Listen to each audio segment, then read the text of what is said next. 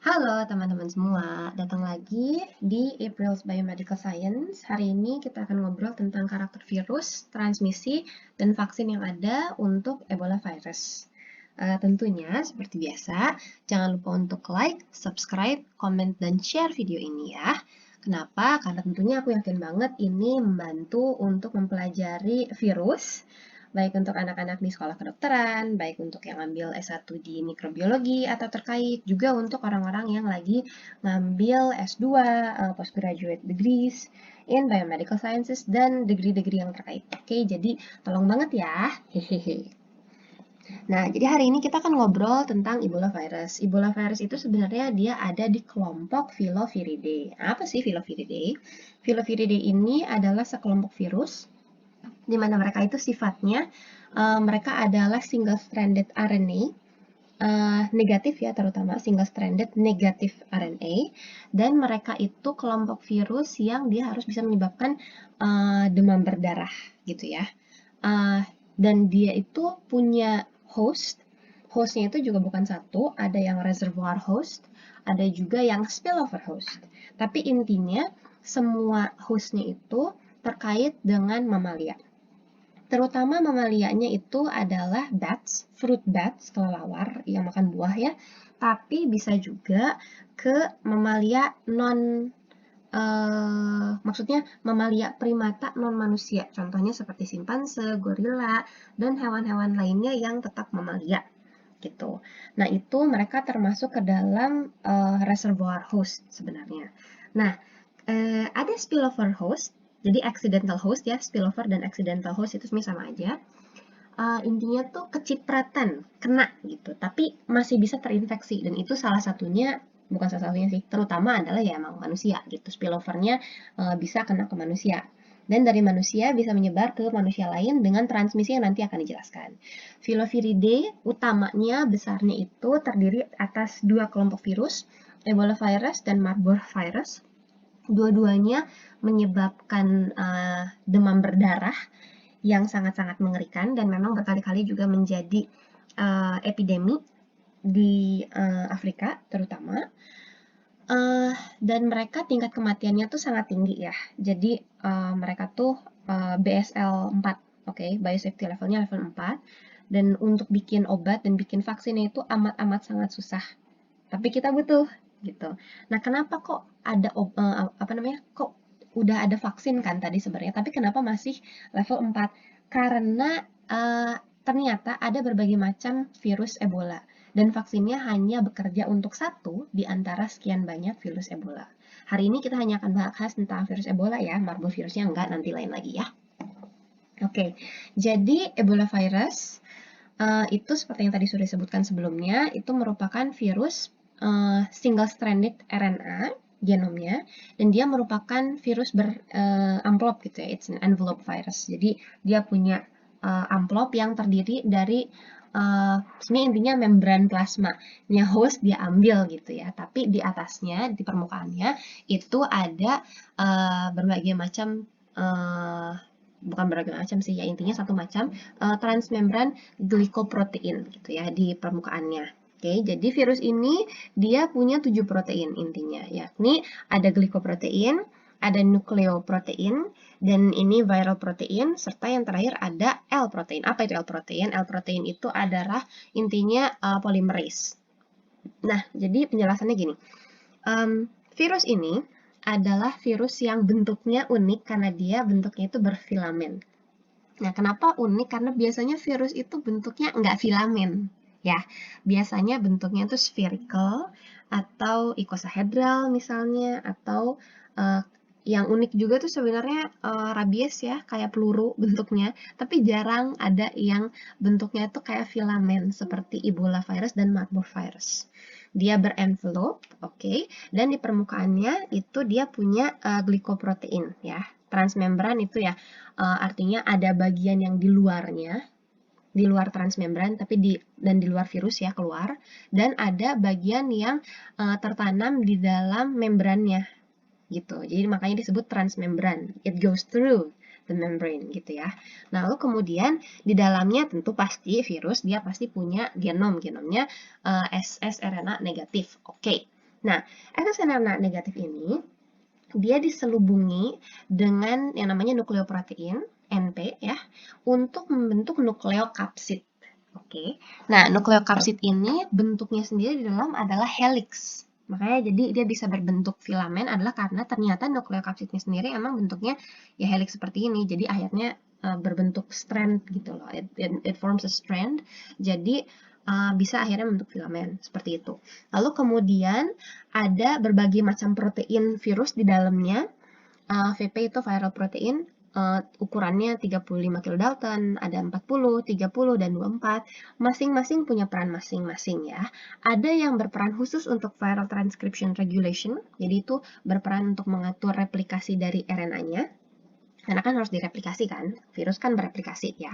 Jadi ketika dia masuk ke dalam sel, dia akan memperbanyak genomnya. Kalau dia DNA, oke, dari DNA diperbanyak DNA, replikasi DNA, baru kemudian nanti untuk bikin protein virusnya dia translasi, baru kemudian nanti assembly dari partikel virusnya dan kemudian keluar gitu kan, mengeluarkan partikel-partikel virion baru yang bisa menginfeksi sel-sel lain yang masih sehat gitu. Nah, karena ini virusnya adalah virus RNA, maka RNA-nya pun harus direplikasi. Replikasinya gimana? Dengan menggunakan ini RDRP, RNA Dependent RNA Polymerase. Jadi maksudnya dia butuh strand RNA sebagai template untuk menghasilkan RNA lagi.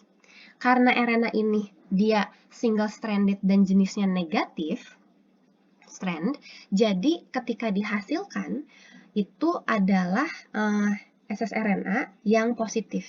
Positif itu artinya dia bisa berperan sebagai mRNA. Artinya dia bisa langsung ditranslasi.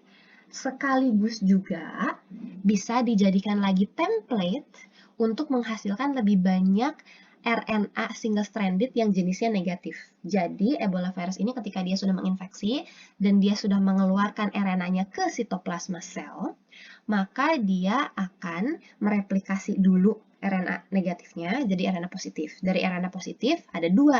Dia bisa membuat RNA lagi yang negatif banyak supaya nanti bisa di-assembly untuk jadi virion baru, atau dia bisa atau dari si strand RNA positif ini dia bisa ditranslasi gitu. Jadi double function ya kayak gitu. Nah, dari VP-VP ini ada juga yang bertindak sebagai immune evasion. Jadi maksudnya itu untuk melemahkan respon imun kita. Sekaligus juga intinya virus itu bersembunyi tanda kutip dari sistem imun. Kenapa? Karena kalau sistem imun kita bisa menemukan virus ini di dalam sel maupun di luar sel, akhirnya itu akan mengaktifasi respon atau status antivirus di dalam sel dulu.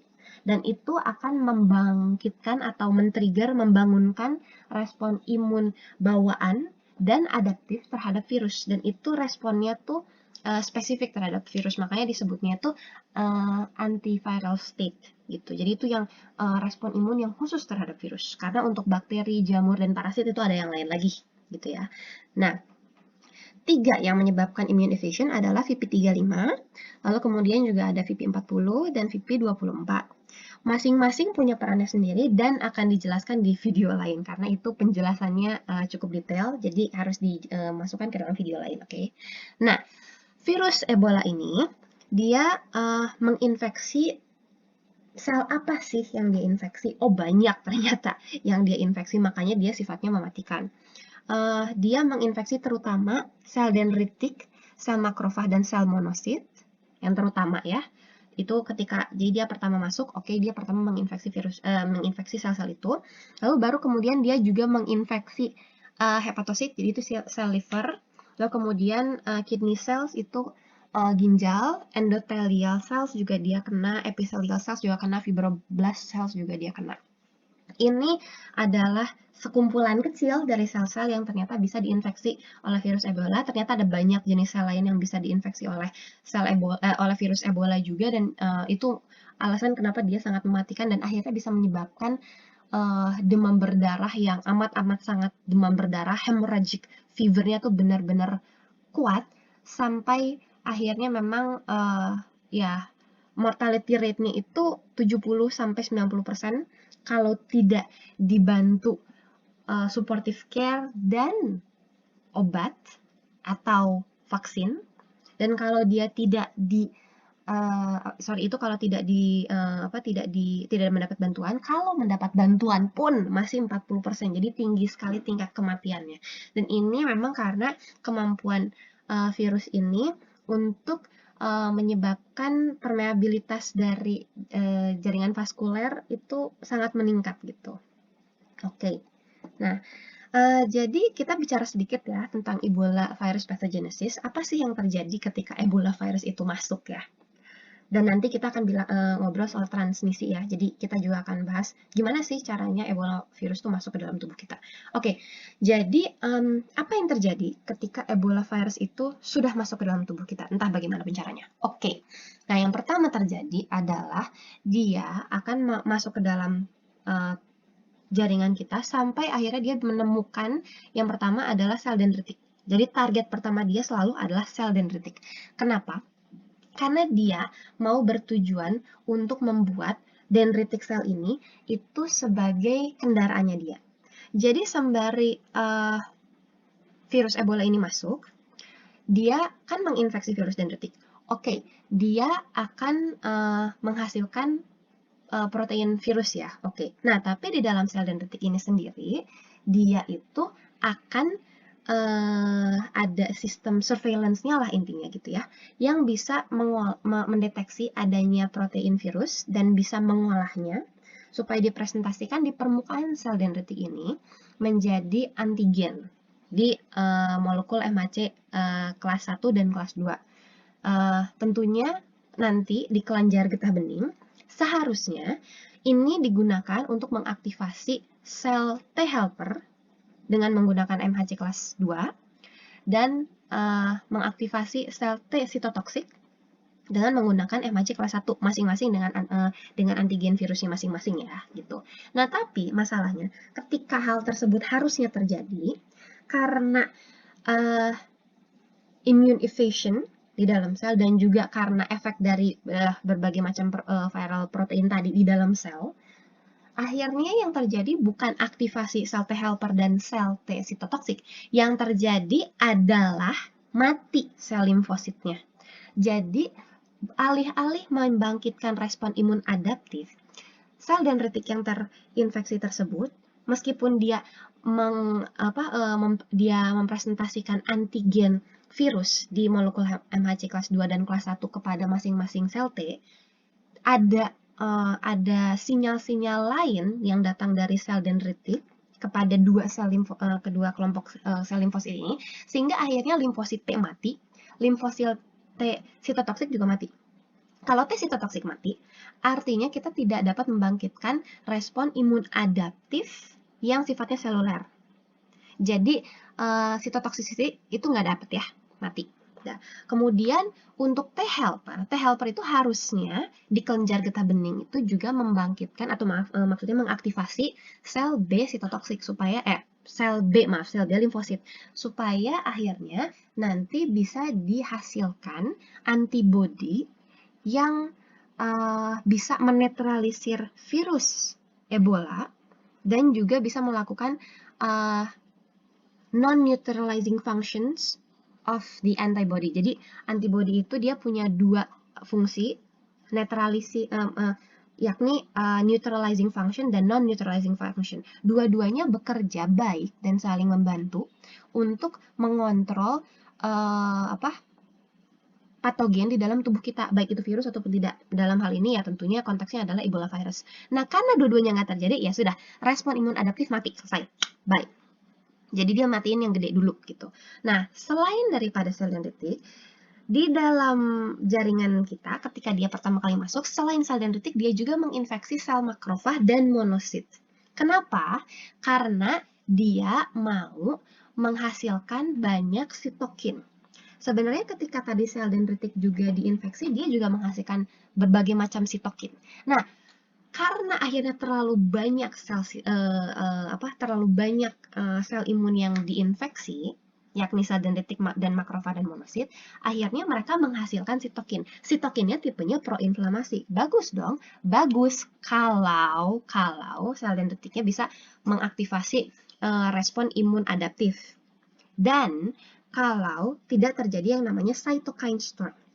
Jadi karena terlalu banyak sel imun yang diinfeksi oleh virus Ebola, akhirnya justru memang dihasilkan terlalu banyak pro-inflammatory cytokines. Yang menjadi masalah adalah pro-inflammatory cytokines tersebut itu justru bekerja terhadap endothelial cells dan itu justru menyebabkan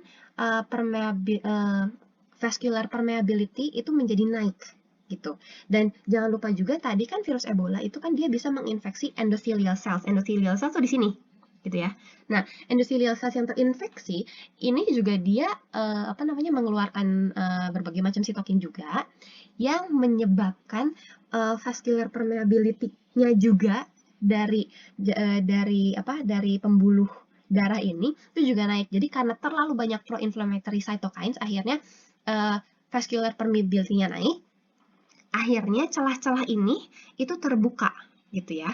Dalam kondisi normal artinya memang ada infeksi gitu ya. Itu memang sebenarnya ini diperlukan supaya darahnya banyak mengalir ke situs infeksi sehingga akhirnya sel darah putih seperti leukosit, makrofag, dan sel limfosit yang tadi teraktivasi, sel B dan sel T, jenis apapun, itu bisa bermigrasi dari entah di mana di tubuh kita, dibawa banyak ke situs infeksi oleh adanya kemokin, ya, itu yang menarik supaya sel-sel ini datang via kemoatraktan ya tentunya, supaya akhirnya semua sel limfosit dan leukosit ini itu datang ke situs infeksi. Dan di sana mereka akan menterminasi patogen yang dalam hal ini adalah virus Ebola. Tapi itu tidak terjadi. Kenapa? Limfositnya kan tadi udah mati, selesai. Nah, lalu masalahnya adalah ini tuh infeksinya terjadi di mana-mana. Jadi situs infeksinya di mana? Ya di mana-mana, di seluruh tubuh gitu. Karena virus Ebola juga menginfeksi kidney cells, liver cells, dan berbagai macam sel lainnya. Jadi infeksinya di mana? Di seluruh tubuh. Akibatnya vascular permeability naik, tapi di seluruh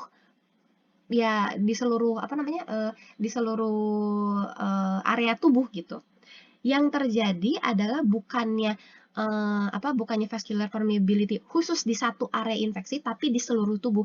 Nah, itu tuh seperti bayangin ada pipa paralon atau ada pipa buat nyiram tanaman, dan itu kita bolong-bolongin gitu ya. Nah, dan bolongnya tuh nggak sedikit dan nggak kecil. Apa yang terjadi? Tentunya air di dalam pipa tersebut keluar kan? Nah, itu yang terjadi terhadap darah kita di dalam pembuluh darah yang vascular permeability-nya tuh naik. Cairannya keluar, cairan plasmanya keluar kemana-mana gitu. Dan ketika cairan plasma ini keluar kemana-mana, terlalu banyak gitu ya, kan kita udah sampai sini ya, dia terlalu banyak.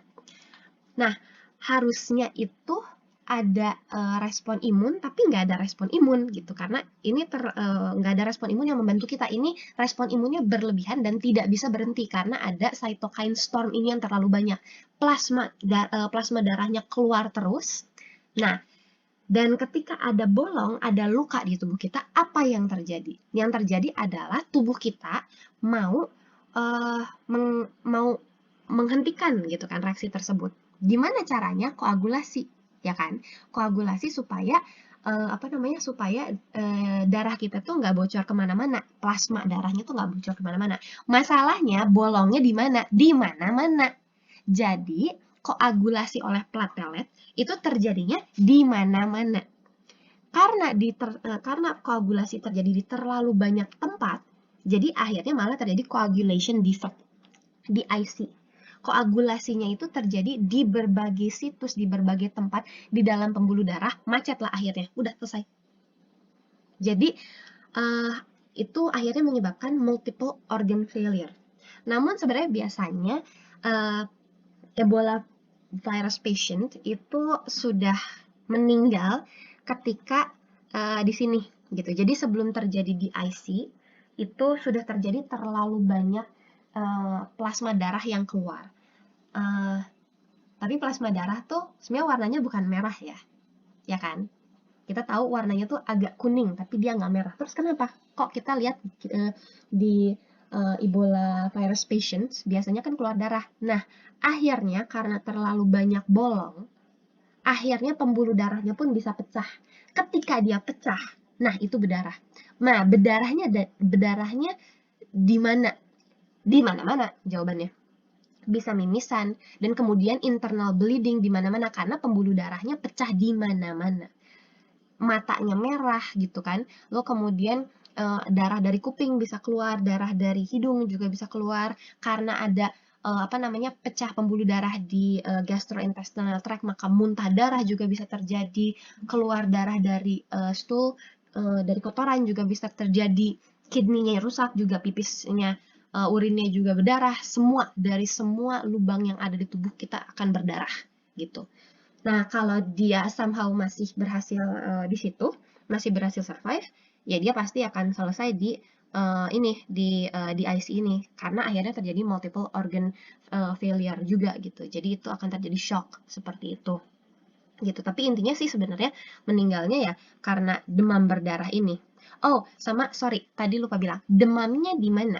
Ketika virus ini menginfeksi berbagai macam sel-sel itu, terutama ketika yang terinfeksi adalah makrofag, dendritik, dan endothelial cells, itu juga dihasilkan sitokin proinflamasi yang adalah IL-6, IL-1, dan TNF alpha.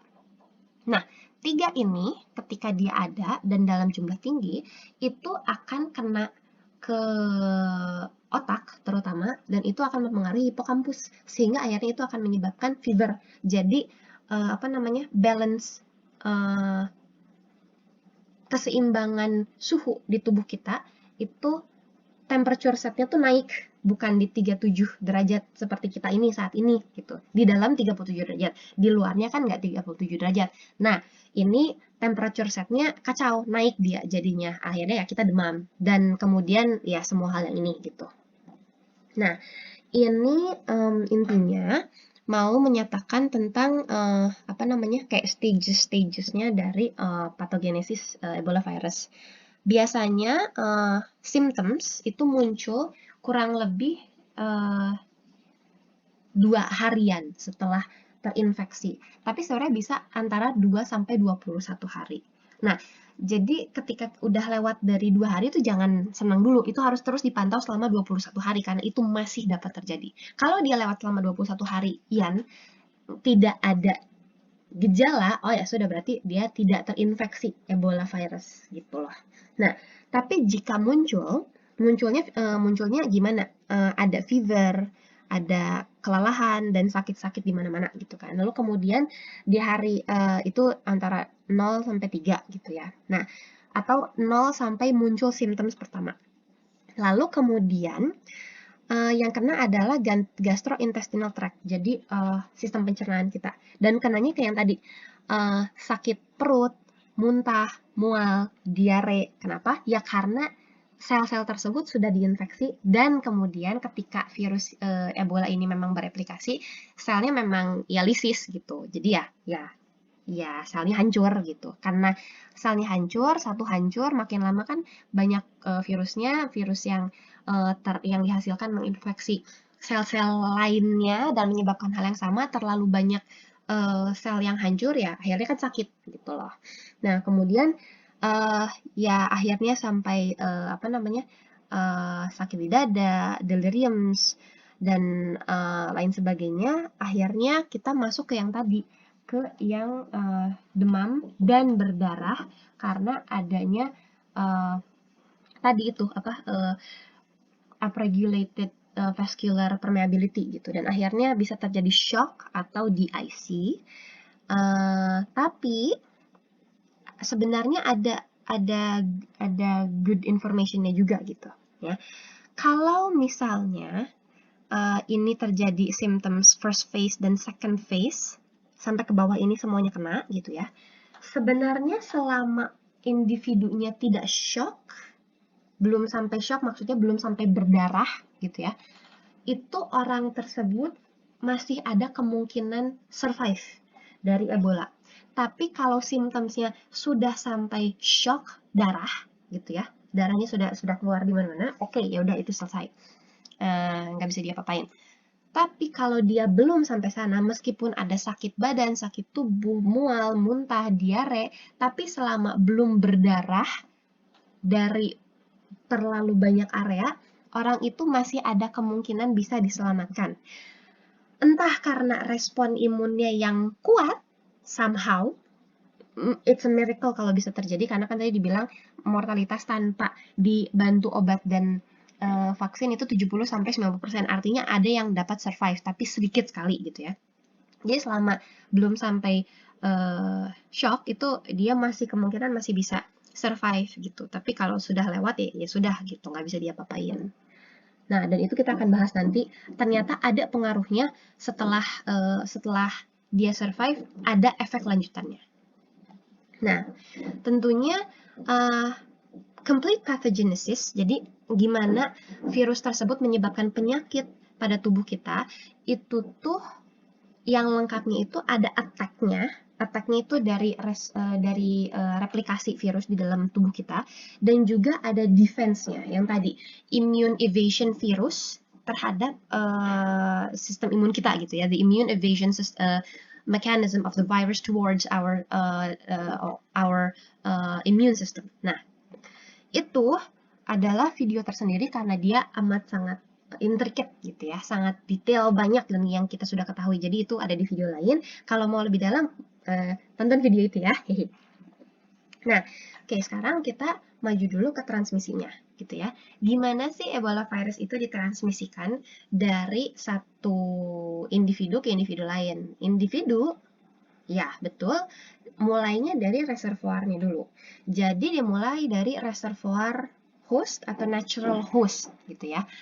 Ada yang menjadi sakit, ada yang sebenarnya enggak terlalu sakit atau sebenarnya memang tidak sakit gitu. Ebola virus di fruit bats itu dia tidak menyebabkan fruit bats ini menjadi sakit. Kenapa? Karena ternyata ada respon-respon imun tertentu yang ada di fruit bats yang tidak ada di manusia, dan juga di host-host lainnya yang menyebabkan fruit bats ini bisa koeksistensi dengan Ebola virus tanpa sakit, tapi memang tetap menyebabkan virus ini bisa ada di dalam dirinya, tapi dia sendiri tidak sakit gitu. Jadi dia tidak mati karena adanya Ebola virus. Tapi ketika antara fruit bats ini somehow virus tersebut pindah ke mamalia lain seperti simpanse, gorila. Ini ada hewan lain namanya shrew atau duiker yang aku nggak tahu ya dia sebenarnya namanya apa. Tapi intinya ketika pindah dari fruit bats ke hewan-hewan lain ini, ke mamalia lain ini menjadi sakit. Dan ketika mamalia tersebut itu ditemukan oleh manusia atau masuk ke area manusia, kepegang atau dipegang oleh manusia dengan sengaja, akhirnya itu menular dari mamalia tersebut ke manusia gitu. Nah, jadi reservoir atau natural host-nya adalah fruit bats dari famili Theropodiae. Contohnya ada ini, Hypsignathus monstrus dan Epomops franqueti. Juga satu lagi ini ada ini apa? Mionicteris torquata gitu ya. Nah, itu mereka tidak menjadi sakit for some reason. Nah, fruit bats, mereka namanya juga fruit bats. Mereka makan insekta dan mereka makan buah gitu kan. Nah, buahnya ada yang habis, ada yang tidak habis. Ketika buahnya tidak habis dan misalnya gitu ya, dimakan juga sama simpanse dan hewan-hewan ini, nah mereka kena. Kenapa mereka kena? Karena virus Ebola ini itu ada transmisinya itu dari body fluids. Apa body fluids yang menjadi kendaraan dari virus ini. Body fluids-nya itu adalah muntahan, hasil muntahan, kotoran, diare gitu ya. Lalu urin, keringat, cairan seks ya, jadi semen dan vaginal fluid, lalu kemudian saliva, darah, dan juga breast milk, itu ternyata semuanya itu menjadi kendaraan yang bisa mentransmisikan virus Ebola dari satu individu ke individu lain, satu makhluk ke makhluk lain, gitu. Dan ini juga terjadi dari fruit bats yang makan buah yang tidak habis. Di buah tersebut itu ada saliva dari fruit bats. Dan ketika itu dimakan oleh organisme lain, yakni chimpanzee, gorilla, shrew, dan beaker ini, ya mereka kena gitu. Mereka kena, mereka menjadi sakit. Di mana mereka? Di hutan. Tapi kadang-kadang ada pemukiman manusia yang masuk ke area hutan kan, di Afrika seperti itu. Ada juga sebenarnya areanya memang hutan belantara, tapi entah kenapa ada adventurer mungkin, atau ada explorer, atau mungkin ada proyek perumahan atau entah apa, nggak ngerti. Intinya ada manusia yang masuk ke dalam area hutan tersebut dan dia menemukan hewan ini yang sakit, gitu ya. Entah dia mati atau gimana, dan kemudian orang ini memegang, kepegang, atau intinya kena aja salah satu dari dari body fluids ini, maka individu ini bisa ya terinfeksi. Gimana terinfeksinya? Gampang, kepegang. Dia tidak sadar, lalu kemudian mataku gatal, garuk mata, masuk, udah selesai. Dah. Atau nggak ke mata, tapi di tangannya itu ada luka, sedikit aja ada luka, dan lukanya tuh ya luka baru gitu ya, luka terbuka, dan itu kena darah, vomit, diarrhea, saliva, atau apa segala macam body fluids ini, virus Ebola itu bisa masuk ke dalamnya. Nah, selesai. Kalau di situ sudah selesai. Dan kenapa sebenarnya butuh sangat sedikit aja bukaannya, dan ini tuh terbukti sebenarnya dari pertama kali ketika Ebola virus itu menjadi suatu outbreak gitu ya di Afrika sendiri gitu. Ketika awalnya ditemukan itu dari explorer yang masuk ke dalam gua, dan guanya itu ada kotoran kotoran kelelawar, dan kotoran kelelawar ini tampaknya masuk gitu ya. Mungkin aerosolnya terhisap gitu misalnya gitu ya, karena kan ya kotoran kotoran kelawarnya tuh banyak, bukan sedikit, banyak banget gitu. Entah mungkin terkena aerosolnya, entah tangannya atau gimana, ada luka apa segala macam, pokoknya ada individu explorer ini kena. Lalu kemudian dia pergi ke kota atau pergi ke suatu tempat dan kemudian dia menjadi sakit. Di sana kalau nggak salah ada orang lain yang kena, dan orang lain ini itu berhasil terinfeksi oleh virus Ebola, tapi dia pergi ke rumah sakit kalau nggak salah. Di rumah sakit ini ditangani oleh dokter dan suster dengan cara yang sebenarnya cukup seharusnya, meskipun mereka belum tahu bahwa itu adalah virus Ebola. Tapi masalahnya dokternya tuh pada saat menangani itu ada luka di salah satu jarinya kecil, tapi masalahnya lukanya tuh disebabkan oleh pisau bedah kalau nggak salah. Jadi bahkan sarung tangannya tuh bolong sedikit aja padahal, dan darahnya sialnya kena di situ. Akhirnya dokter tersebut pun sayangnya terinfeksi, dan itu kalau tidak salah juga akhirnya kena menginfeksi juga ke 4 suster lainnya, dan semuanya meninggal sayangnya, seperti itu gitu. Jadi intinya dengan Ebola ini nggak bisa main-main gitu. Nah, dari manusia ke manusianya gimana? Ya sama seperti ini gitu, nggak beda gitu. Nah, unprotected sex with an infected maksudnya gimana? Ya ketika seseorang terinfeksi di awal-awal dia belum tahu kan bahwa dia tuh sebenarnya terinfeksi. Ketika individu ini itu melakukan aktivitas seksual dengan pasangannya pun bisa kena dari situ gitu. Dan kemudian ini kenapa di bold adalah karena ya seks tentunya dari ya penularannya semen dan vaginal fluid ya, dan saliva, karena kan tidak mungkin nggak ciuman. Nah, lalu kemudian Any item and food utensils yang disentuh dan digunakan oleh seseorang yang terinfeksi itu juga menjadi sarana transmisi. Kenapa? Karena ya virus Ebola kan bisa tertular lewat lewat sweat lewat keringat dan lewat darah dan lewat ya saliva gitu kan. Sedangkan orang Ebola ya pasien kan perlu makan, ya kan? Pasien perlu menyentuh sesuatu, dia perlu gerak apa gitu kan. Bahkan dia nggak gerak di tempat tidurnya aja, dia kan keringetan. Itu semua menjadi kendaraan untuk virus ini. Jadi nanti alat-alat itu pun, baju dan apa segala macamnya itu perlu disinfeksi sedemikian rupa supaya tidak menjadi kendaraan lagi, tidak menjadi kendaraan transmisi untuk virus ini. Dan seperti yang tadi sudah dikatakan, ya syringe, knives, medical equipment semuanya itu yang kena kepada infected itu harus didisinfeksi baik dengan alkohol atau dengan klorin atau dengan ya caranya paling baik memang di autoclave sebelum saya nggak tahu ya apakah kalau misalnya dari CDC gitu atau dari WHO kalau penanganan Ebola boleh nggak sih satu surgical knife dipakai untuk beberapa pasien Ebola kalaupun misalnya perlu gitu ya. Tapi tentunya dengan antara pasien sudah di autoclave dulu atau sudah disinfeksi dulu itu saya nggak tahu. Tapi yang pasti kayak suntikan jarum suntik itu harus didisinfeksi terlebih dulu, baru boleh dibuang. Memang akhirnya dibuang, nggak dipakai lagi, tapi harus didisinfeksi dulu gitu. Dan yang terakhir, kalau fruit, itu kenanya ke hewan ya, ke transmisi antar hewan. Tapi ada juga transmisi makanan ke manusia lewat bushmeat. Apa itu bushmeat? Nanti akan ada gambarnya juga. Jadi di Afrika itu memang bushmeat itu adalah makanan daging yang sumbernya tuh dari hewan-hewan yang ada di hutan.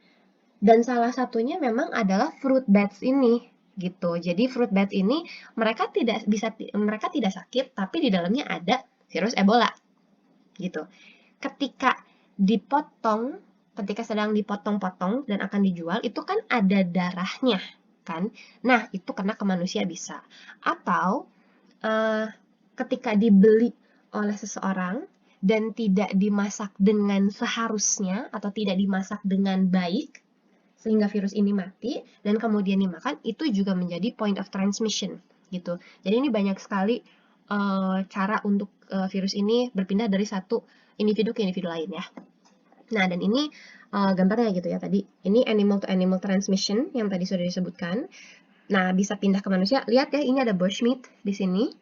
Nah, selain daripada berbagai macam aktivitas seksual dan apa segala macam, sebenarnya yang juga rawan adalah tentunya healthcare worker ketika menolong pasien dan juga kepada sanak keluarga yang berusaha menolong keluarganya yang terinfeksi.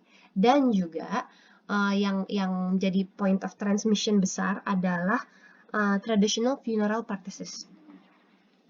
Bahkan di kita juga kan ketika ada seseorang yang meninggal gitu kan, tentunya perlu dimandikan dan ada tradisi-tradisi khusus gitu kan sesuai dengan agama-agama kita dan tradisi-tradisi lokal yang dilakukan untuk sending off and respecting the person that just passed away gitu kan yang baru saja meninggal ini gitu. Nah, dan itu biasanya kita banyak kontak gitu kan dengan individu ini yang sudah meninggal. Nah, lihat ya di gambar ini gitu kan. Banyak sekali kontaknya. Nah, ini justru menjadi point of transmission.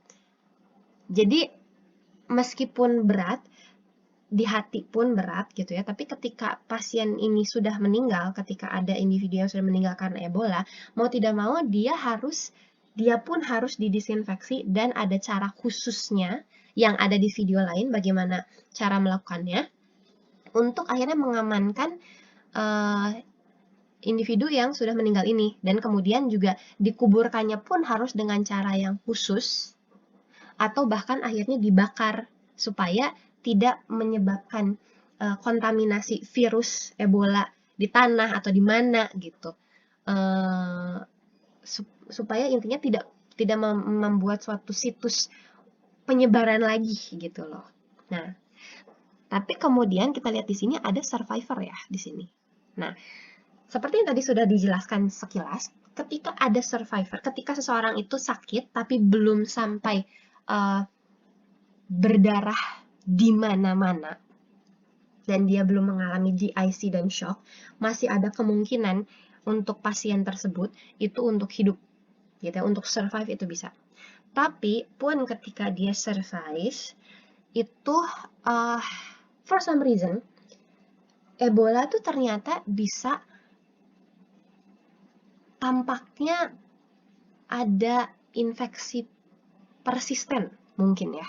Entah persisten, entah laten. Kalau laten bedanya laten dengan persisten tuh gini. Jadi pada infeksi laten dia ada di dalam tubuh host, tapi dia tidak bisa dideteksi oleh tes diagnosa tuh dia tidak terdeteksi, tapi dia sebenarnya ada. Dan sewaktu-waktu nanti dia bisa bangun, oke, nanti dia bisa menyebabkan penyakitnya lagi. Kalau infeksi persisten, dia ada di dalam tubuh host dan dia masih melakukan replikasi walaupun suboptimal, namun masih terdeteksi. Gitu. Jadi itu bedanya infeksi persisten dengan infeksi laten. Dua-duanya masih ada dan tampaknya dua-duanya masih replikasi suboptimal, tapi laten itu sangat suboptimal sampai tidak bisa dideteksi oleh berbagai tes diagnostik. Sedangkan kalau untuk yang infeksi persisten, dia masih bisa dideteksi, gitu. Nah, entah persisten, entah laten, Ebola tuh masih bisa berdiam di dalam tubuh survivor, gitu.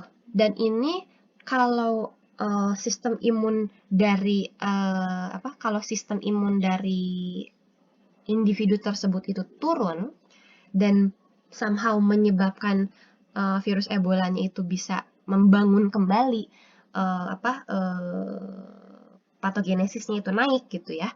Nanti individu ini bisa kembali terinfeksi virus Ebola gitu. Jadi kesehatan dari Ebola survivor itu sangat-sangat amat harus dijaga supaya dia tidak kembali terinfeksi virus Ebola. Itu yang pertama. Dan yang kedua, seks setelahnya itu harus menggunakan kondom selalu, karena kalau tidak dia bisa menginfeksi dia bisa menginfeksi pasangannya gitu. Jadi sedikit mirip after effect-nya dengan HIV dan hepatitis B, karena akhirnya dia tidak bisa dia tidak bisa melakukan unsafe sex, yang artinya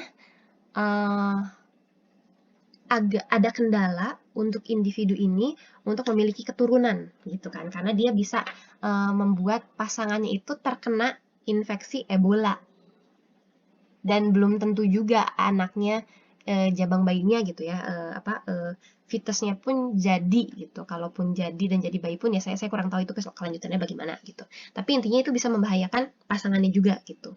Dan memang juga sudah diketahui lebih dari 3 bulan setelah seseorang itu survive dari Ebola infection, di semennya dan juga di breast milk individu tersebut itu masih dapat terdeteksi virus Ebola.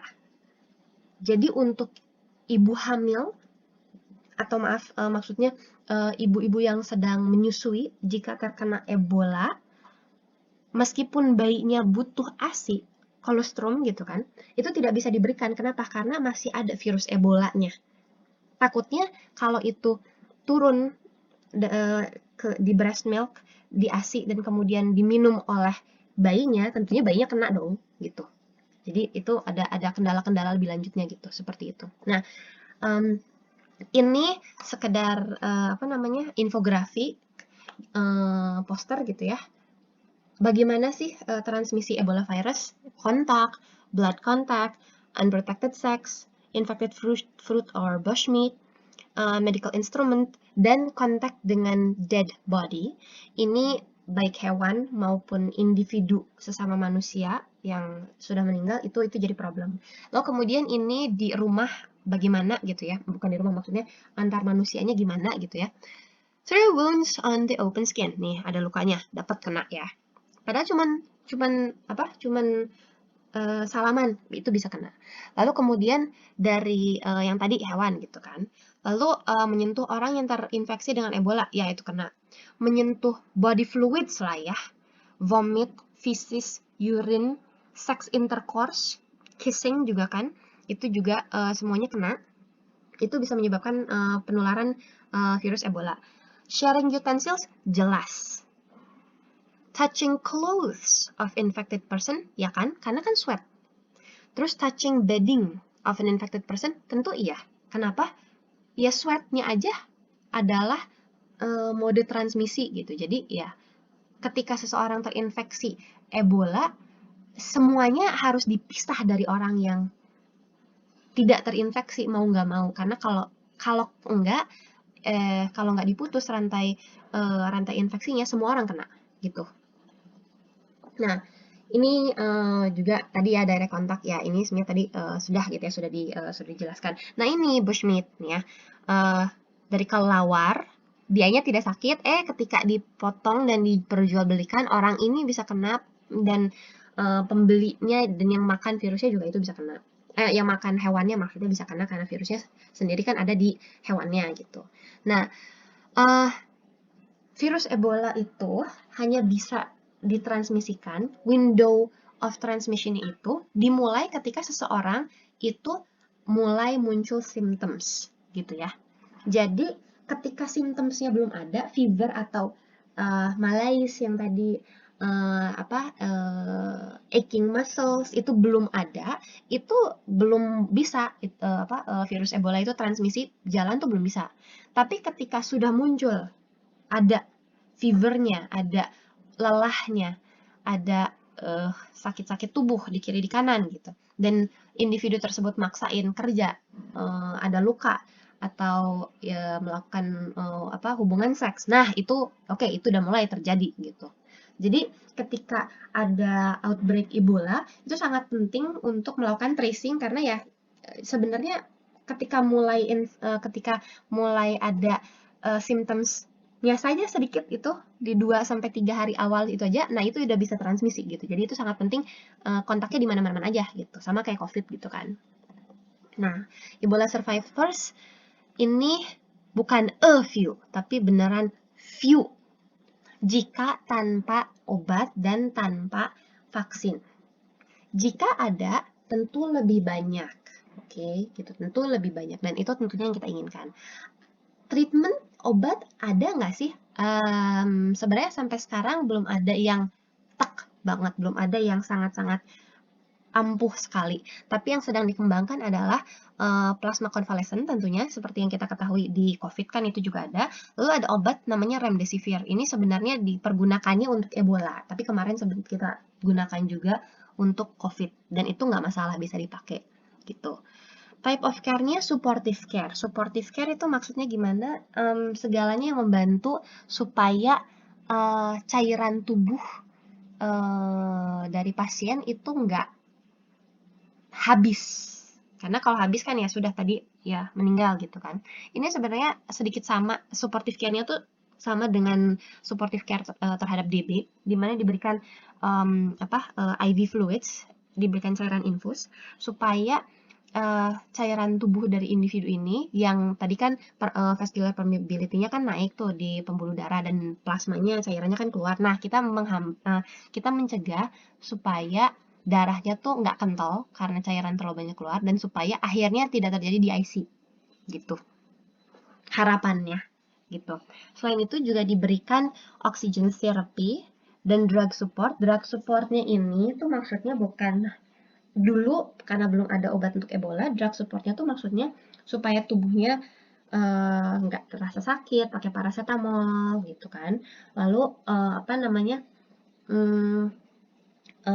juga supaya nggak demam gitu kan. Obat-obatnya tuh yang digunakan untuk mengendalikan tekanan darah, menghentikan atau mengontrol diare dan muntah, supaya cairan tubuh nggak keluar berlebihan dan terlalu banyak, dan juga untuk managing pain dan fever gitu. Jadi supaya tubuhnya pasien tidak sakit dan tidak demam, setidaknya kita bisa membantu supaya pasien tersebut tidak menderita terlalu banyak gitu loh. Tapi jika tubuh pasiennya sudah ya menyerah, kan bukan kita yang menyerah gitu kan. Kalau tubuh pasiennya memang sudah ya sudah nggak ada suatu batas di mana nggak bisa diapa-apain lagi, ya ya sudah, memang tidak ada lagi yang bisa dilakukan gitu. Nah, ini belum terlalu dipahami bagaimana Ebola itu bisa berdiam diri dan untuk berapa lama dia bisa berdiam dirinya. Tapi ternyata ada penelitian yang menunjukkan di mana saja Ebola virus ini bisa diam. Nah, ini di otak. Ternyata dia bisa menginfeksi microglial cells yang ada di balik blood-brain barrier. Entah gimana caranya dia masuk sana, tapi dia bisa diam di sini. Lalu dia juga bisa ada di area mata gitu ya, di belakang banget, di di area belakang bangetnya gitu ya. Ini bahkan di mana ini? Sebentar ya. Ini retina bukan ya? Ya kayaknya di belakang retina bahkan gitu. Lalu kemudian juga ini ada di testis. Dia juga ada di testis gitu. Sehingga masuk akal bahwa oh ya, dia bisa mengkontaminasi semen gitu kan, masuk akal. Nah, Ebola virus sendiri dia punya banyak outbreak-nya, tapi pertama kali ditemukan itu di tahun 1976 di 2 tempat, yakni di Nzara, sebuah kota di South Sudan, dan di village tuh di desa namanya Yambuku. Ini di dekat sungai yang namanya Ebola gitu di Kongo. Makanya namanya Ebola virus.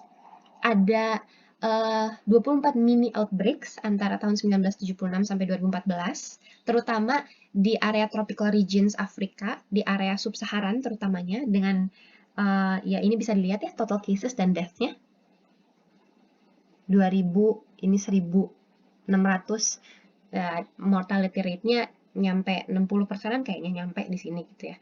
Nah, tapi pada tahun 2014 sampai 2016, sebenarnya tepatnya Desember 2013 sampai Januari 2016, ini ada largest Ebola outbreak. Dan ini terjadinya di West Africa. Dan ini tuh disebabkan oleh Zaire Ebola virus. Zaire Ebola virus maksudnya gimana? Oh, ternyata Ebola virus itu ada 6 tipenya. Dan masing-masing punya tingkat letalitas yang berbeda-beda gitu. Nah, antara 2014 sampai 2016 itu memang largest Ebola outbreak, dan WHO turun banyak membantu West Africa, dan itu yang menyebabkan tadi kita punya poster-poster yang tadi itu benar-benar dari CDC dan dari WHO officially kalau nggak salah ya gitu. Nah, karena adanya Ebola outbreak ini, maka dibutuhkan kan, kita tahu kita butuh obat dan kita butuh vaksin, maka dikembangkanlah obat dan vaksin tersebut. Dan akhirnya kita punya obat dan vaksinnya, vaksinnya maaf, obatnya saya lupa kapan diperolehnya, kalau nggak salah remdesivir tuh baru-baru ini, tahun 2018 sampai 2019 gitu ya. Tapi vaksinnya tuh ada untuk membantu mencegah penularan Ebola di Ebola outbreak 2014 sampai 2016 ini gitu. Sehingga ketika ada lagi large Ebola outbreak di tahun-tahun berikutnya, tahun 2017, 18 juga ada, sebenarnya sudah ada vaksinnya gitu. Nah, pada tahun 2019 WHO menyatakan Kongo Ebola outbreak itu menjadi World Health Emergency. Dan dengan demikian memang diketahui ada berbagai negara yang mulai membangun kayak safety ward, isolation and care ward khusus untuk Ebola infection jika sampai terjadi di negaranya. Jadi ini sudah lintas negara dari Afrika ke negara lain. Maaf, dari benua Afrika bahkan ke benua yang lain atau ke negara-negara sekitar yang lain. Salah satunya kalau tidak salah itu pernah dengar-dengar dari siapa gitu, saya lupa, adalah di rumah sakit di Bandung gitu, kalau nggak salah di RSHS. Kalau nggak salah kita tuh ternyata ada prepared isolation and care room untuk Ebola virus gitu. Tapi ternyata syukurlah Ebola virusnya tidak masuk ke Indonesia, tapi kejadian COVID dan ini dipakai untuk COVID. Kalau tidak salah ya, jika saya salah, mohon maaf. Bukannya mau menyebarkan hoax atau gimana, bukan. Ini apa namanya, saya dengar dari lupa siapa ini juga gitu ya. Tapi kalau salah, mohon maaf. Oke, gitu. Nah, lalu di Amerika Serikat sendiri, during Ebola outbreak tahun 2014 dan 2016 itu sendiri, itu sebenarnya pernah ada kasus Ebola di Amerika Serikat. Tapi maksudnya tuh, jadi ada orang dari Amerika, dia travel ke Afrika, dan di Afrika dia kena Ebola. Lalu kemudian ya tentunya perlu dirawat gitu kan, tapi dari sekian ada yang meninggal gitu.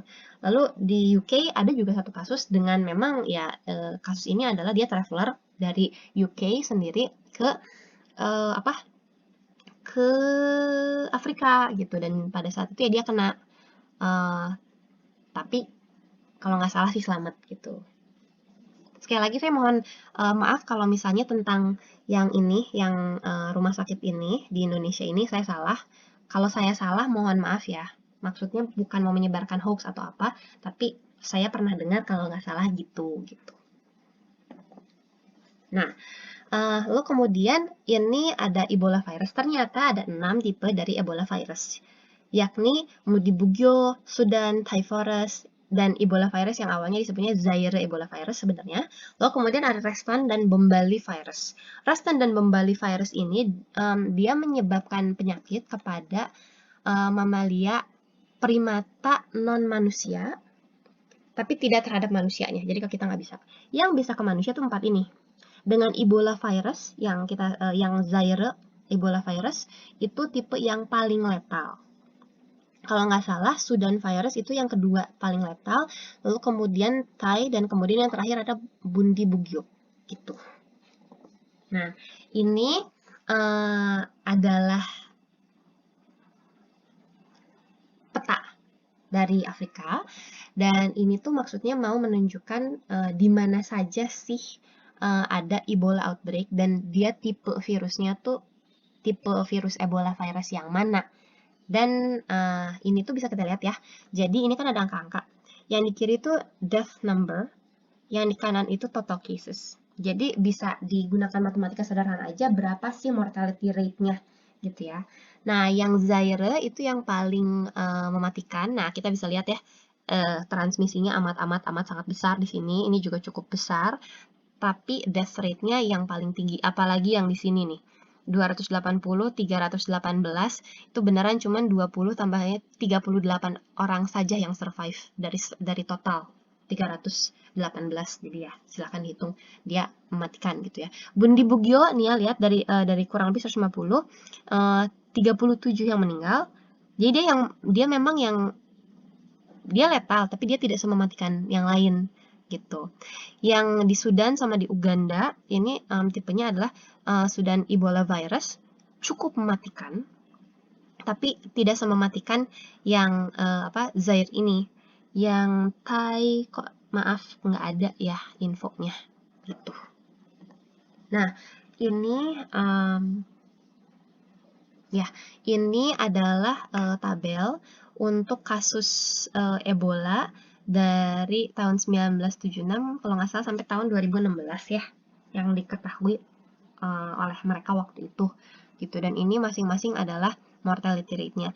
Era ini yang Reston, dan karena dia tidak menginfeksi manusia, ya tentu saja strict gitu ya. Sebenarnya masalah di Afrika itu terutama karena reportingnya tuh masih cukup kurang. Jadi mungkin ada lebih banyak kasus, dan mungkin Thai-nya juga yang Thai forest itu mungkin ada dan bisa diketahui juga gitu. Cuman pada saat itu tampaknya reportingnya kurang lengkap, jadi kita dari tabel ini kurang tahu juga Thai Forest Ebola virus ini dia berapa sih estimated mortality rate-nya. Nah, ini sebenarnya sudah lebih baru, kalau nggak salah ini dari tahun 2020 gitu datanya. Nah, ini kita bisa lihat yang biru sih untuk Marburg virus ya. Kita tidak jelaskan di presentasi ini. Nah, tapi untuk Ebola virus yang kuning Bundibugyo. Oke, yang merah ini yang merah lagi. Yang ungu tua ini Sudan Ebola virus. Yang hijau ini adalah Thai. Lalu kemudian yang Zaire Ebola virus ini yang ungu semi pink ya, yang ini nih, gitu ya, banyak tempat dan kena di mana-mana. Ya, gitu. Nah, lalu kemudian terakhir kita akan bicara sedikit tentang Ebola vaksin ya. Ebola vaksin yang digunakan adalah Ervebo. Sebenarnya sudah ada 3 gitu ya vaksin untuk Ebola virus, tapi dari sekian banyak karena ada Merck yang kerjasama dengan Nulink Genetics dan PHAC, ada juga dari Johnson & Johnson dan satu lagi saya lupa. Tapi yang Merck itu dia punya nilai efikasi yang paling tinggi, yakni 97,5 sampai 100% setelah 10 hari individu divaksinasi gitu ya. Nah, ini dia intinya karena tadi kita sudah ketahui ada 4 gitu ya Ebola virus, dia hanya melindungi terhadap Zaire Ebola virus. Makanya Ebola virus masih dianggap dan masih memang adalah virus BSL-4 gitu. Tipe vaksinnya adalah live attenuated recombinant virus. Jadi ini bukan virus Ebola yang diatenuasi karena itu ngeri. Ini dia dibikin chimeric virus, nanti ada gambar selanjutnya. Jadi vaksin ini aman gitu ya. Dan reactive and infection issue-nya itu tidak bisa, nggak mungkin. Maksudnya gimana? Tidak mungkin virus vaksin ini bisa menyebabkan penyakit Ebola. Kenapa? Karena satu-satunya protein virus Ebola yang ada adalah protein glikoproteinnya aja, jadi yang di luarnya doang gitu. Dan itu tidak cukup untuk menyebabkan penyakit Ebola. Tapi itu cukup untuk membuat respon imun tubuh terhadap terhadap glikoprotein dari virus Ebola. Sehingga kalau nanti individu yang divaksin ini, yang sudah divaksin ini itu ketemu betul-betul tubuhnya face to face dengan virus Ebola, sudah ada antibodi penetralisir virus Ebola yang bisa menghambat virus Ebola dari nempel dengan reseptor reseptor virus atau reseptor sel, sehingga menghambat virus ini bisa masuk ke dalam sel tersebut gitu loh. Nah, ini Ebola vaksinnya ya, ini sama aja. Jadi ini Ebola virus. Bagian ini bagian gen virus Ebola, bagian tengah ini maksudnya dia yang mengkode untuk glikoproteinnya. Kita ambil dengan DNA recombinant technology, kita ambil, lalu kemudian kita simpan. Di saat yang bersamaan, dari vesicular stomatitis virus, kita ambil gennya, lalu kita hilangkan, kita ambil dan kita buang bagian glikoproteinnya juga. Nah, bagian glikoprotein dari virus VSV ini itu harus ada, karena kalau nggak virusnya nggak bisa masuk gitu kan ke sel untuk menginfeksi sel gitu. Kita ganti glikoprotein ini dengan glikoprotein dari Ebola virus sehingga dihasilkanlah DNA rekombinan baru dengan jadi DNA vesicular stomatitis virus dengan glikoprotein Ebola. Nah, ini kemudian diinfeksikan ke dalam sel di laboratorium, bukan di hewan, bukan di manusia, supaya akhirnya dapat dihasilkan virion-virion, partikel virus maksudnya gitu ya, yang kimerik. Jadi mayoritasnya punyanya VSV, kecuali glikoproteinnya adalah glikoprotein dari Ebola virus gitu. Dan kemudian virus ini itu dibiarkan di sel juga, tapi bukan di sel manusia. Jadi ini adalah cara untuk mengatenuasi, dalam kurung maksudnya tuh melemahkan virus kimerik ini, yakni dengan Jadi virusnya tuh disuruh untuk yaudah kamu infeksi dan replikasi di dalam sel mamalia non manusia. Kenapa? Karena dengan melakukan hal tersebut, virus itu lama-lama akan semakin melemah responnya terhadap sel manusia gitu. Jadi jadi virus ini adalah virus yang versinya sudah dilemahkan. Jadi ketika virus ini nanti kita infeksikan ke dalam manusia, maksudnya tuh sebagai vaksin ya, virus ini memang akan menginfeksi sel manusia dan dia bisa bereplikasi memperbanyak diri ya. Tapi dia tuh immune evasion terhadap sel manusianya sudah lebih lemah gitu loh. Jadi dia bisa dideteksi lebih cepat oleh respon imun tubuh manusia dan kemudian bisa dan kemudian bisa dihilangkan. Nah, dihilangkannya itu tentunya dengan cara mengaktifasi respon imun adaptif. Respon imun adaptifnya itu nanti terhadap virus VSV iya, sebenarnya gitu ya. Tapi juga terutama terhadap glikoprotein dari Ebola virusnya gitu. Jadi nanti kita akan punya antibodi penetralisir terhadap glikoprotein dari Ebola dan kita juga punya antibodi lain terhadap VSV tapi bukan terhadap glikoprotein VSV, mungkin terhadap terhadap kapsidnya VSV dan lain sebagainya yang itu tidak berguna untuk antibodi tersebut tuh tidak berguna untuk profilaktik vaksin gitu loh. Profilaktik vaksin itu selalu kenanya tuh ke bagian protein-protein di permukaan virus, biasanya glikoprotein, supaya mencegah attachment tadi, karena biasanya glikoprotein atau surface protein pada virus itu memang tujuannya adalah untuk berinteraksi dengan reseptor di host cell supaya kemudian dia diendositosis. Nah, ketika kontak ini itu dihalangi oleh neutralizing antibody, ya sudah, virusnya nggak bisa masuk gitu. Nah, jadi sudah dilemahkan ya. Dengan demikian vaksinnya ini tuh aman untuk individu individu tuh dia aman dan dia efektif gitu ya. Tadi juga sudah diberi datanya ya. Nah, vaksin ini dikonfirmasinya gimana? Antibody measurements. Oke, gimana caranya setelah individu ini divaksinasi? Maka dia diuji rapid antibody testing terhadap antibody anti glikoprotein Ebola, baik terhadap IgM maupun IgG ya. Dan mungkin juga, ini saya nggak tahu ya, tapi ini kalau dari logika saya, harusnya ada testing ELISA gitu ya. Nah, kenapa testing ELISA ini penting? Karena sebenarnya untuk berbagai macam vaksin, itu harusnya ada pengujian antibody neutralizing test. Jadi kemampuan antibody untuk menetralisir virus kayak tadi yang tadi sudah dijelaskan. Tapi virus Ebola ini mematikan gitu kan. Dia sangat mematikan gitu. Jadi untuk bisa melakukan antibody neutralizing test, selain kita butuh antibody dari dari individu yang sudah divaksinasi, entah itu dari mencit atau dari plasma konvalesen misalnya gitu ya. Tapi kan kita butuh virus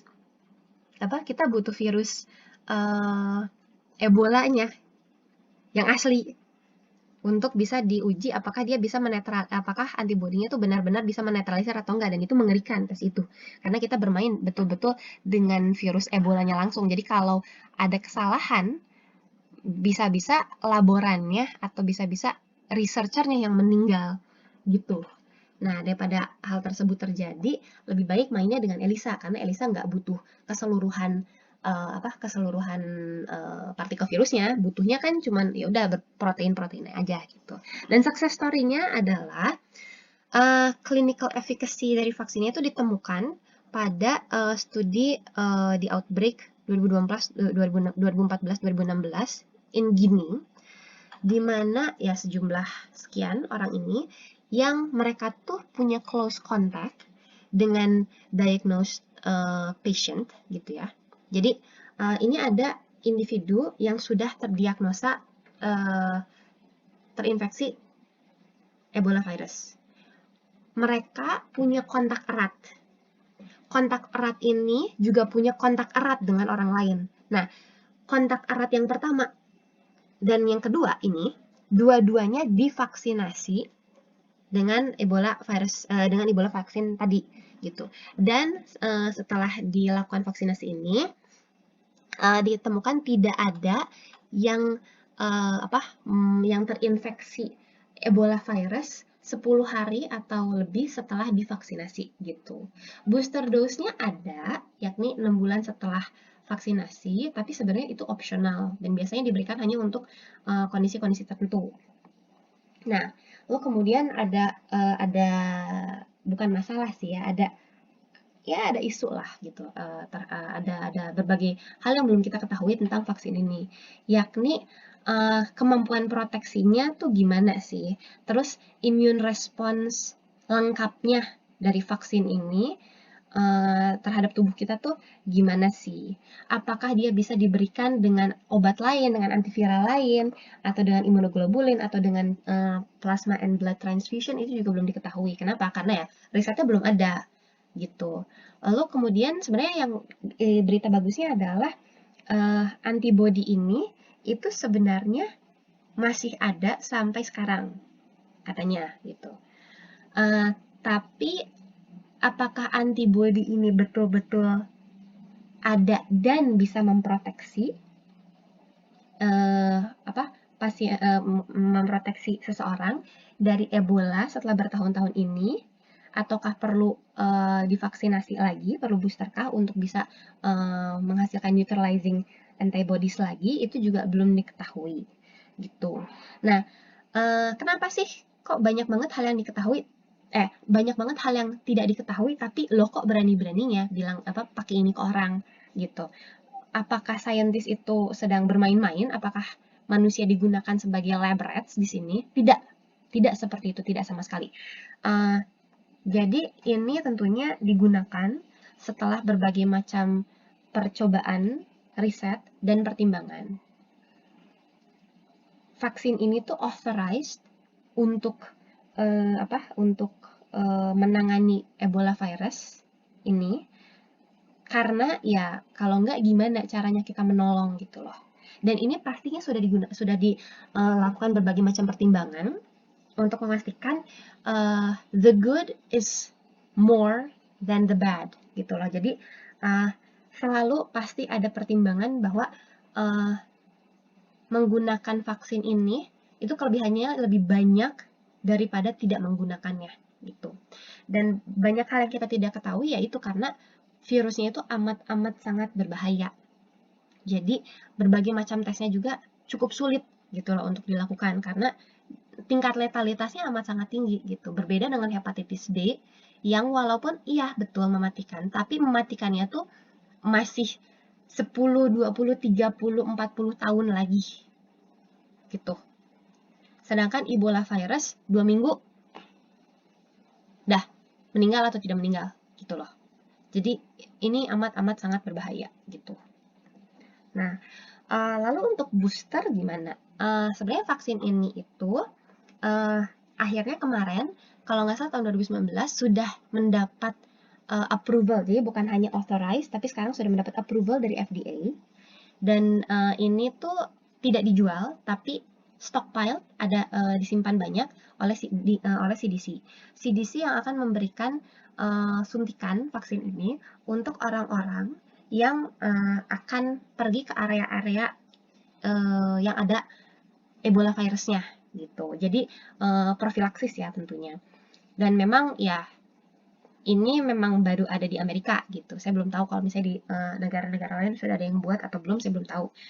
Sudah digunakan pada orang-orang di negara lain selain Afrika juga saya belum tahu. Tapi setidaknya kalau untuk pekerja-pekerja di Amerika sendiri ini digunakan untuk first responders, dokter, physicians itu termasuk dokter juga dan kayak surgeons dan lain sebagainya jika dibutuhkan. Saya kurang tahu juga, tapi kalau dibutuhkan ya itu juga. Lalu kemudian perawat-perawat dan volunteers jika dibutuhkan, ada gitu kan volunteers, suka ada. Jika dibutuhkan mereka semua dapat. Lalu kemudian laboran dan support staff-nya yang bekerja di BSL level 4 itu juga semua memperoleh vaksinasi.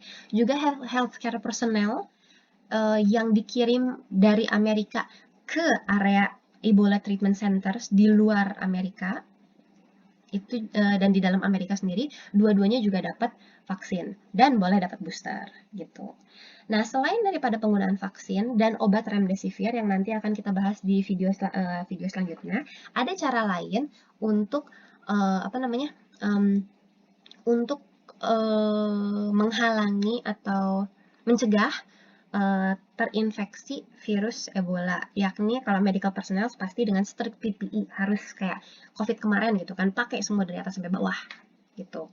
Dan ini sebenarnya lebih parah daripada COVID ya. Jadi PPE-nya harus lebih ketat lagi daripada lebih ketat lagi jauh daripada COVID gitu.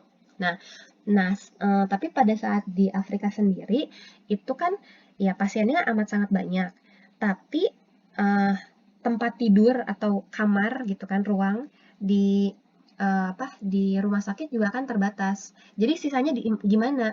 Sisanya ya di perawatannya di rumah gitu. Nah, tapi kan individu, maksudnya ya orang-orang rumah tidak semuanya adalah orang medis gitu kan, nggak semuanya ngerti. Nah, kita berterima kasih kepada grup dokter Doctors Without Borders. Ini adalah sekumpulan dokter yang mereka volunteer untuk membantu orang-orang yang tidak punya akses terutama terhadap uh, terhadap medis gitu ya. Jadi mereka membantu sosialisasi dan mengajarkan betul-betul kepada orang-orang rumah bagaimana caranya untuk membantu uh, sanak saudara atau anggota keluarga mereka yang terkena Ebola dan gimana cara menanganinya supaya nggak satu keluarga semua kena dan meninggal gitu. Nah, yang pertama adalah infected person, siapapun yang kena itu harus diisolasi di suatu area gitu ya, diisolasi di suatu area dan semua equipment, semua alat, medical waste, makanan dan apapun yang digunakan yang dipegang atau kena body fluids pasien tersebut itu harus didisinfeksi di rumah. Yang sulit juga dan yang agak pusing juga itu adalah kotoran dan urin. Itu juga harus didisinfeksi gitu. Nah, gimana cara disinfeksinya? Ebola Handling Kit dari Doctors Without Borders itu datang dengan protective clothes, goggles, mask, face shields, dan terutama chlorine powder dan cleaning supplies lainnya seperti deterjen, alkohol 70% dan lain sebagainya untuk membunuh virus ini. Jadi kotoran dan urin itu harus dicampur dengan chlorine powder atau deterjen ya gitu supaya bisa steril gitu. Dan baru kemudian bisa dibuang ke suatu area tertentu, taruh di situ semua gitu. Dah di situ dan dikubur gitu. Karena kan nggak bisa dibakar juga ya gitu. Nah, untuk pakaian dan juga untuk spray, bantal guling apa segala macam gitu, itu sebaiknya tidak disentuh gitu ya. Tapi kan orang ini juga harus mandi dan sebagainya, gimana gitu kan. Biasanya orang ini tidak mandi karena ya lagi sakit gini gitu kan, dan resource-nya juga kan pasti kurang untuk menangani pasien ini seperti ini di rumah. Jadi yang pasti adalah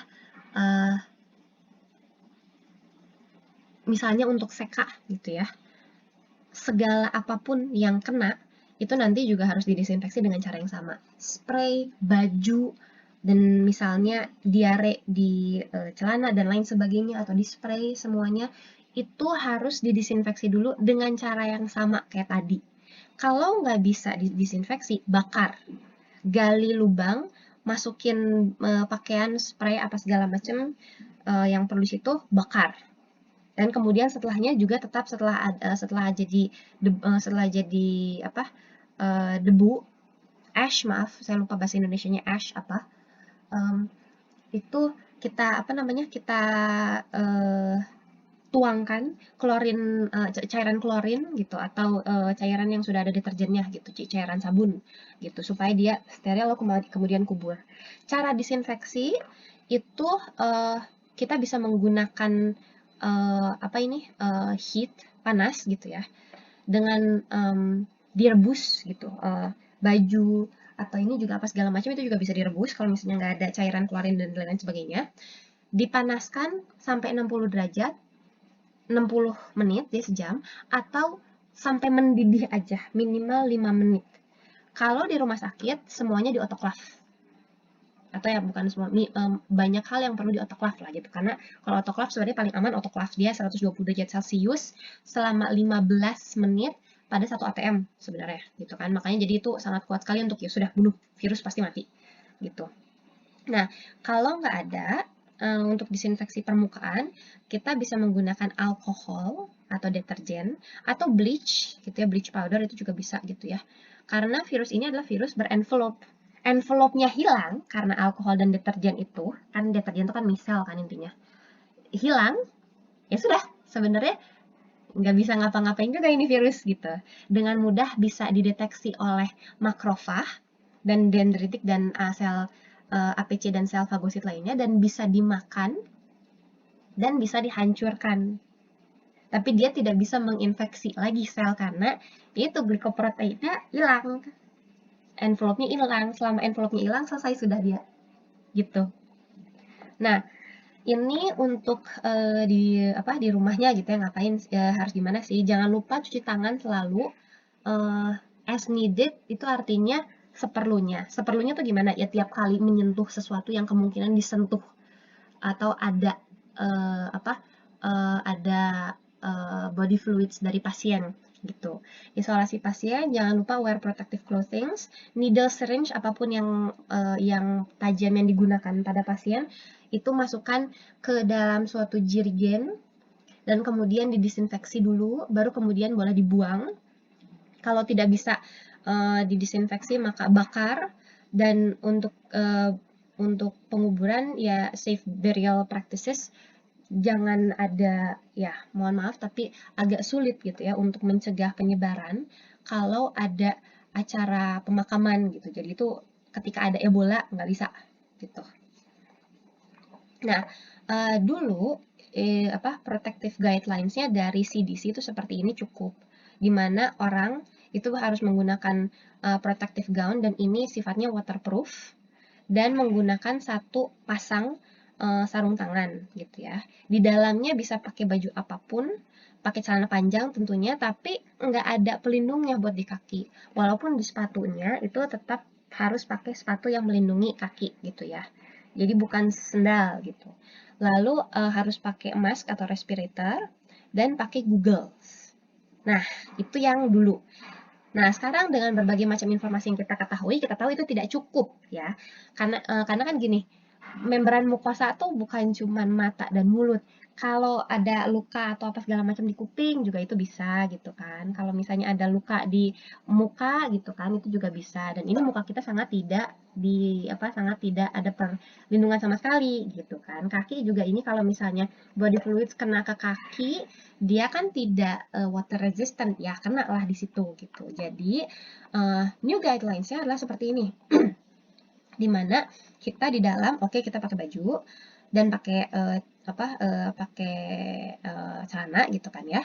Nah, untuk bagian atas pertama kita pakai protective gown. Lalu kemudian kita juga pakai waterproof apron. Jadi dua-duanya ini udah mah gaunnya fluid resistant. Apronnya juga waterproof. Jadi kalau kena muntahan makanan atau kena muntahan darah, cairan apa segala macam nggak masalah, itu bisa kita bisa lepaskan dengan cara yang seharusnya tertentu dari CDC ya gitu, dan kemudian itu bisa kita disinfeksi, buang, selesai gitu, dan kita bisa dekontaminasi diri dengan aman, lalu ganti apronnya kalau kita butuh gitu. Jadi lebih mudah gitu. Untuk bagian atasnya, kita bukan cuma pakai respirator aja. Kita sudah tidak perlu lagi pakai Google. Kenapa? Karena sudah pakai face shield. Face shieldnya ini kiri ke kanan semua ada proteksinya. Dan sebenarnya face shield ini tuh bukan kayak face shield yang kita ketahui zaman COVID ini gitu, yang cuma nutupin muka kiri kanannya bolong, enggak. Face shieldnya itu ini full face shield, jadi kayak helm gitu. Dipakainya dari atas ke bawah, plek, kiri ke kanan, even ke belakang tuh semuanya terlindungi gitu. Di dalamnya kita pakai respirator, kenapa? Karena ya udah kita perlu tetap bernafas gitu kan, tapi untuk menghalangi ada aerosol apapun ya supaya kita aman gini gitu caranya. Nggak perlu pakai Google, kenapa? Ya mata dan muka kita sudah terlindungi dengan full and disposable face shield gitu kan. Nah, lalu ini untuk mengantisipasi protective glove-nya itu bolong, maka double. Jadi kalau yang pertama itu bolong, masih ada pelindungnya di dalam satu lagi.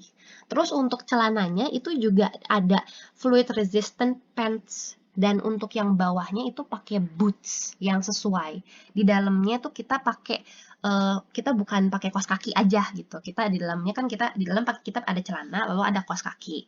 Nah, lalu sebenarnya tuh di dalamnya tuh kita pakai ini ada protective footwear gitu. Jadi ada pelindung kaki dulu, baru kemudian ada fluid resistant pants. Dan ini bisa saling tutup gitu loh, saling mengkerat tutup gitu.